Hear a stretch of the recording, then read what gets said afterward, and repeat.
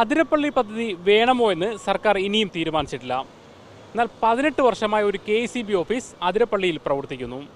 ഒരു executive engineer അടക്കം 12 ജീവനക്കാർ അവിടെയുണ്ട്. ശമ്പള ഇനത്തിൽ നൽകുന്നത് പ്രതിവർഷം 1.5 കോടി രൂപ.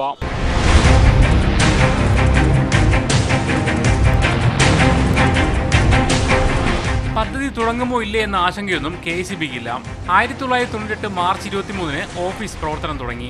ഇപ്പോൾ പ്രവർത്തിക്കുന്നത് എക്സിക്യൂട്ടീവ് എഞ്ചിനീയറും 4 അസിസ്റ്റന്റ് എഞ്ചിനീയർ ഉൾപ്പെടെ 12 പേരാണ്. ആകെ പ്രതിമാസ ശമ്പളം 13,08,624 രൂപ.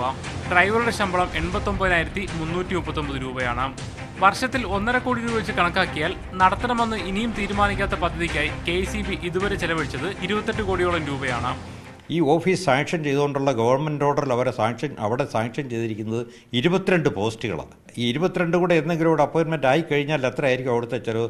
ഈ ഓഫീസിൽ എന്തെങ്കിലും പ്രവർത്തനം നടക്കുന്നുണ്ടോ എന്നറിയാനായി എക്സിക്യൂട്ടീവ് എഞ്ചിനീയർ അനു ഫ്രാൻസിസിനെ വിളിച്ചപ്പോൾ കിട്ടിയ മറുപടി ഇങ്ങനെ. അപ്പോൾ നമ്മൾ ഇതിന്റെ എന്തെങ്കിലും വർക്കുകൾ നടക്കുന്നു, അതായത് ഇതിന്റെ സാധ്യതാ പഠനം അങ്ങനെ എന്തെങ്കിലും നടക്കുന്നുണ്ടോ? ഇപ്പൊ നമുക്ക് അവിടെ എന്തെങ്കിലും വർക്കുണ്ടോ? മീൻസ് ഈ പദ്ധതിയുടെ ഭാഗമായിട്ട് എന്തെങ്കിലും വർക്ക് നടക്കുന്നുണ്ടോ? സർവേയോ അല്ലെങ്കിൽ വേറെ എന്തെങ്കിലും? ഒന്നുമില്ല അല്ലേ. പരിസ്ഥിതി പ്രവർത്തകർക്കൊപ്പം UDFും പദ്ധതി വേണ്ടെന്ന നിലപാടെടുത്തതിനാൽ പദ്ധതി യാഥാർത്ഥ്യമാകാനുള്ള സാധ്യതയും കുറവാണ്. ഇത്തരമൊരു പദ്ധതിക്കായാണ് കോടിക്കണക്കിന് രൂപ ചെലവാക്കി 18 വർഷമായി KECB ഓഫീസ് പ്രവർത്തിക്കുന്നത്.